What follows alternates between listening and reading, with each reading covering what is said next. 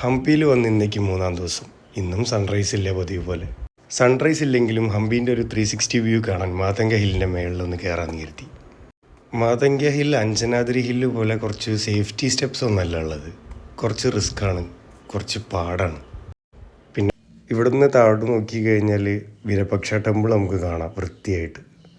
പിന്നെ താഴത്തെ അച്യുതരായ ടെമ്പിൾ കാണാം. നമ്മളെ ഹംപി മാർക്കറ്റും കാണാം.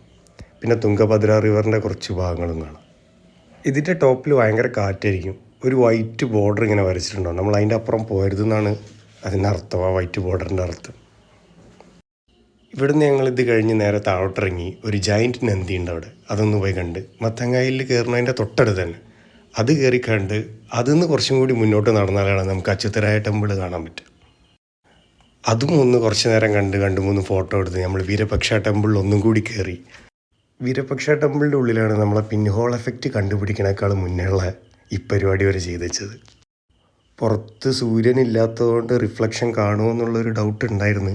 പക്ഷെ അങ്ങനെയൊന്നുമില്ല, നമുക്ക് എങ്ങനെ വന്നാലും ഇവിടെ റിഫ്ലക്ഷൻ കാണുമെന്നാണ് പറയുന്നത്.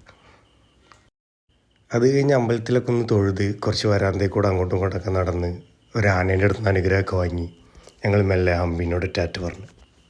അടുത്തത് ഹംപിയിൽ നിന്ന് 260 കിലോമീറ്റർ സഞ്ചരിച്ച് ആന്ധ്രയിലുള്ളൊരു താടിപ്പത്രി എന്ന് പറഞ്ഞ വിജയനഗര അമ്പയറിൻ്റെ ഭാഗമായിട്ടുള്ളൊരു അമ്പലത്തിലേക്ക് തന്നെയാണ് പോണത്.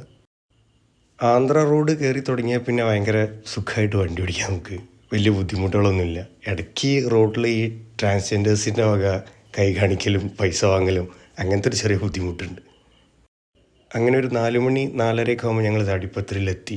അവിടെ എത്തിയപ്പം ഒരു ചന്ദ്രമൗലി എന്ന് പറയുന്ന ഒരു ചെക്കനുണ്ടായിരുന്നു. അവൻ ഞങ്ങളടുത്ത് വന്ന് ഞങ്ങളെ ഗൈഡ് ചെയ്യാമെന്നൊക്കെ പറഞ്ഞ് അമ്പലം കുറേ ചുറ്റി കാണിച്ചു തന്ന് കുറേ വർത്താനമൊക്കെ പറഞ്ഞ്. ഇവിടുന്ന് അടുത്തത് പോകുന്നത് ഗണ്ടിക്കോട്ടയിലേക്കാണ്. ഇവിടുന്ന് 60 കിലോമീറ്ററാണ് അങ്ങോട്ട്.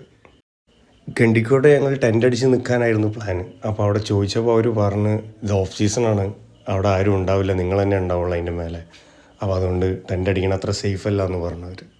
അങ്ങനെ ഞങ്ങൾ റൂം എടുത്തു അവിടെ.